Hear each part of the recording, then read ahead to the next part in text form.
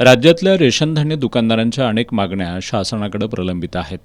या मागण्यांबाबत मंगळवारी कोल्हापूर जिल्हा रेशन धान्य दुकानदार संघटनेचे अध्यक्ष डॉक्टर रवींद्र मोरे यांच्या अध्यक्षतेखालील शिष्टमंडळानं आरोग्यमंत्री प्रकाश आंबेडकर यांची भेट घेतली. रेशन धान्य दुकानदार आणि त्यांचे कुटुंबीय, त्याचबरोबर रेशन धान्य दुकानात काम करणारे कर्मचारी यांना आरोग्य सुविधांचा लाभ मिळवून द्यावा अशी मागणी मोरे यांनी केली. कोरोना काळात राज्यातील 150 रेशन धान्य दुकानदारांचा मृत्यू झाल्याचं मोरे यांनी आरोग्यमंत्र्यांच्या निदर्शनाला आणून दिलं. यावर बोलताना नामदार आंबेडकर यांनी रेशन धान्य दुकानदार, त्यांचे कुटुंबीय आणि रेशन धान्य दुकानात काम करणारे कर्मचारी यांना ESI हॉस्पिटलमध्ये अल्प दरात आरोग्य सुविधा उपलब्ध करून देण्यासंदर्भात शासन स्तरावर आपण प्रयत्न करू अशी ग्वाही त्यांनी दिली.